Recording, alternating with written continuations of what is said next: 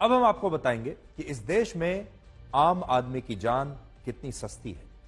हमारे देश में धर्म पर कितनी राजनीति होती है, जाति पर कितनी राजनीति होती है, पिछड़े वर्ग पर कितनी राजनीति होती है। आजकल डॉक्टर अंबेडकर पर राजनीति हो रही है ताकि पिछड़े वर्ग को, दलित वर्ग को एक आवाज मिल सके। हमारे देश के बड़े बड़े नेता, बड़ी बड़ी पार्टियां दलितों को अपने साथ जोड़ना चाहती हैं ताकि दलितों के वोट उन्हें मिल सके। और वो सोचते हैं कि दलितों को रिझाने का सबसे अच्छा मुद्दा यह है कि डॉक्टर अंबेडकर की तारीफ की जाए, डॉक्टर अंबेडकर के साथ फोटो खिंचवाई जाए, इसी से दलित खुश हो जाएंगे। और हमारे देश के नेताओं ने लोगों को अब अलग अलग धर्मों में, अलग अलग जातियों में, ओबीसी में, दलित वर्ग में बांट कर रखा है। आज जयपुर में एक बहुत बड़ी सड़क दुर्घटना हुई जिसमें 11 लोगों की मौत हो गई। पर आज कोई नहीं पूछ रहा कि ये 11 लोग किस जाति के थे, इसमें ओबीसी कितने हैं, दलित कितने हैं, इसमें किस धर्म के कितने लोग हैं।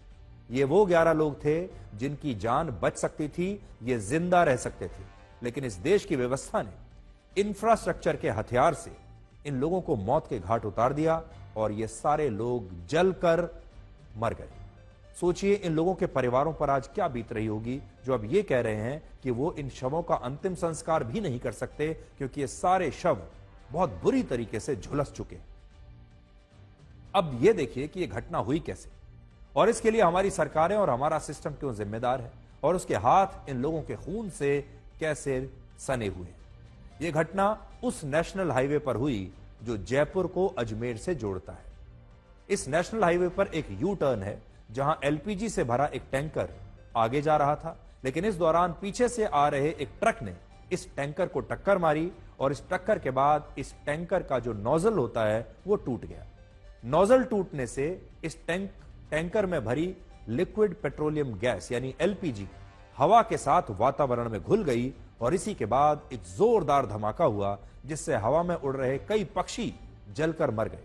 वहां गुजर रही गाड़ियां, ट्रक और बसें भी इसकी चपेट में आ गई। इनमें भी एक डबल डेकर बस को सबसे ज्यादा नुकसान हुआ, जिसमें इस डबल डेकर बस में 34 यात्री थे, जिनमें 20 लोग बुरी तरह से झुलस गए और कुछ लोगों की तो आंखें तक जल गई। यह बस भी ऐसी थी जिसका परमिट 16 महीने पहले खत्म हो चुका था, यानी इस बस के पास परमिट तक नहीं था, इलीगल बस थी, गैर कानूनी तौर पर यह बस चल रही थी और यह बस इस सड़क पर चलनी ही नहीं चाहिए थी।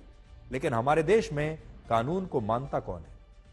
इस तरह की इस घटना में एक व्यक्ति मोटरसाइकिल पर जा रहा था और इस धमाके से उसका हेलमेट उसके चेहरे से चिपक गया और उसकी आंखें भी जल गई। शुरुआती जांच में पता चला कि इस टैंकर से 18 टन गैस लीक हुई, जिससे यह इलाका एक गैस चेंबर में तब्दील हो गया और यह इतनी बड़ी दुर्घटना हो गई। दुख की बात यह है कि संभल के सांप्रदायिक दंगों में जब 4 लोग मारे गए तब संसद से लेकर सड़क तक इस पर खूब हंगामा हुआ, लेकिन इस दुर्घटना में मारे गए 11 लोगों की बात आज कोई नहीं कर रहा। हमें इस घटना का एक सीसीटीवी वीडियो मिला है जिसमें इस घटना का दर्दनाक मंजर नजर आ रहा है, आप देखिए।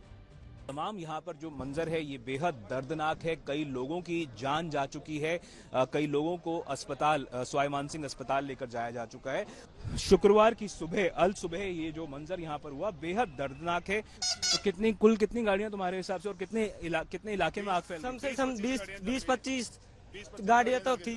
20-25 गाड़ियां चली है सर। कितने इलाके में आपके हिसाब से जो आग थी वो फैल गई? 1.5 किलोमीटर तक का, 1.5-2 किलोमीटर तक का एरिया है, इसको कवर कर रखा है। आपके हिसाब से जो आग का मंजर था, जो ब्लास्ट हुआ था, वो इतना भयानक था कि 1.5-2 किलोमीटर में आग फैली। हाँ, 1.5-2 किलोमीटर तक आग फैली है। यहाँ से जयपुर तक की आग की लपटें दिख रही थी। 200 फीट तक आग की लपटें दिख रही थी। पूरी वोल्वो बस के अंदर जो रात में सो रहे थे आदमी, वो तो सोते ही रह गए। और जो ये रोडवेज की बस थी ना, रोडवेज की बस के अंदर जो कोई जल वहाँ खड़ी थी जो, हाँ, और जो रोडवेज की बस थी, रोडवेज की बस के अंदर से आधे जले, आधे निकले, आधे भगे। यहाँ से 200 मीटर की दूरी पे पंजों के निशान है, खूनी पंजे जैसे ले ना, जलते हुए आदमी को। यहाँ हमारे आस पड़ोस के क्षेत्र के जो भी लोग थे उन्होंने जितनी कोशिश की बचाने की उतने तो बचाए। ये वो ट्रक था जो जिसमें एलपीजी गैस भरा हुआ था और पीछे से जो बस ये ट्रक आई केमिकल से भरा हुआ, वो टक्कर मारती है लेकिन नोजल टूट जाता है। नोजल टूटने से जैसा कि आपने सीसीटीवी में दिखाया, गैस निकलना शुरू होता है और फिर ब्लास्ट होता है। सरकार की लापरवाही की वजह से कट दिया हुआ था और इस कट से यहाँ पर आगरा के लिए दिल्ली, मुंबई, दौसा, झालावाड़, मध्य प्रदेश, उत्तर प्रदेश के लिए ट्रक मुड़ते हैं। इस तरह से मुड़ने का हाईवे पर इतने ज्यादा जगह के लिए कोई जगह होती नहीं है, मगर सरकार 8 साल से क्लोर लिफ्ट नहीं बना पा रही थी, जिसकी वजह से यू टर्न ले रहा था वो एलपीजी का टैंकर, और यू टर्न लेते वक्त पीछे से जो ट्रक आ रहा था वो केमिकल से भरा हुआ, वो टकरा गया और नोजल को तोड़ दिया। यानी कि अजमेर से आकर वो यू टर्न ले रहा था आगरा की तरफ जाने के लिए, और पीछे जयपुर से आते हुए ट्रक ने टक्कर मारी है, जिसकी वजह से हादसा हुआ। आपने देखा किस तरह से एलपीजी से भरा हुआ टैंकर यू टर्न ले रहा था और केमिकल से भरा हुआ ट्रक सामने से आ रहा था, और हादसे में इतने लोगों की जान गई, इतने लोग घायल हुए। मगर ये देखिए, ये अजमेर, आगरा, टोंक, यानी सीधे उल्टे अजमेर जाएंगे आप, इधर आगरा जाएंगे और टोंक रोड जाएंगे। ये रिंग रोड है जिसमें आप देख सकते हैं लिखा हुआ है जयपुर रिंग रोड दक्षिणी कॉरिडोर में आपका स्वागत है।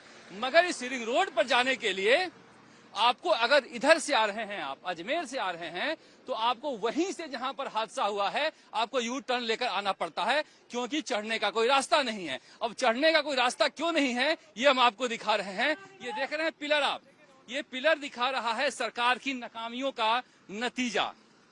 वसुंधरा सरकार में ये बना, उसके बाद अशोक गहलोत की पूरी सरकार चली गई 5 साल रह के, अब भजन लाल सरकार आ गई है। ये पिछले असल में ये दुर्घटना नहीं है, ये हत्या है। और इस सड़क के स्ट्रक्चरल डिजाइन में एक बहुत बड़ी खामी है, और एक के बाद एक सरकारों ने इसे लगातार नजरअंदाज किया। अब देखिए कि इस घटना के लिए हमारी सरकारें और हमारी व्यवस्था कैसे जिम्मेदार है। जिस यू टर्न पर सड़क दुर्घटना के दौरान ये विस्फोट हुआ, उस यू टर्न पर पिछले 6 महीने में 14 दुर्घटनाएं हो चुकी हैं। 6 महीने में 14 दुर्घटनाएं, और ये इसलिए हुई क्योंकि इस नेशनल हाईवे पर ये यू टर्न होना ही नहीं चाहिए था। 2016 में वसुंधरा राजे की सरकार में इस रिंग रोड का निर्माण हुआ, फिर 2018 में इसका उद्घाटन हुआ, लेकिन इस रिंग रोड को हाईवे के दोनों लेन से जोड़ा नहीं गया और यह काम अधूरा रह गया। इसके बाद कांग्रेस की सरकार आई और अशोक गहलोत मुख्यमंत्री बने। इस रिंग रोड पर यातायात तो शुरू कर दिया गया, लेकिन पूरे 5 साल बीतने पर भी यह मौत का यू टर्न बंद नहीं हुआ, क्योंकि रिंग रोड पर चढ़ने के लिए जो है अलग से रास्ता नहीं बनाया गया था। अब 1 साल का वक्त भजनलाल की सरकार को भी हो चुका है, जो बीजेपी की सरकार है, लेकिन यह काम अब भी अधूरा है और आए दिन यहां पर ऐसे ही दुर्घटनाएं होती रहती हैं।